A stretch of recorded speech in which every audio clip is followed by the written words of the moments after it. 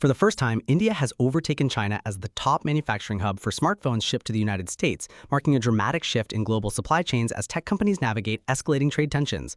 The milestone was reached in the second quarter of 2025, according to new data from research firm Canalys. India's share of U.S. smartphone shipments surged from 13% to 44% between Q2 2024 and Q2 2025, representing a 240% year-over-year growth. Meanwhile, China's dominance plummeted from 61% to just 25% over the same period.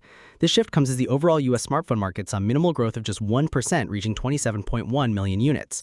Apple drives manufacturing exodus from China. The transformation is primarily driven by Apple's China Plus One strategy, as the iPhone maker accelerated production capacity in India to reduce reliance on Chinese manufacturing amid trade uncertainties.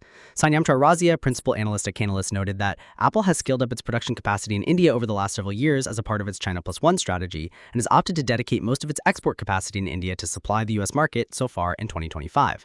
Apple CEO Tim Cook previously indicated that most iPhones sold in the U.S. during the April-June quarter would originate from India.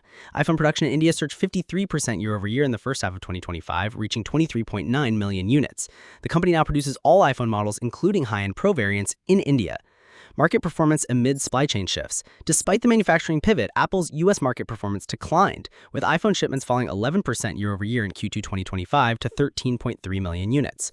Samsung capitalized on this opportunity, posting 38% growth with 8.3 million units shipped, driven primarily by its Galaxy A series devices.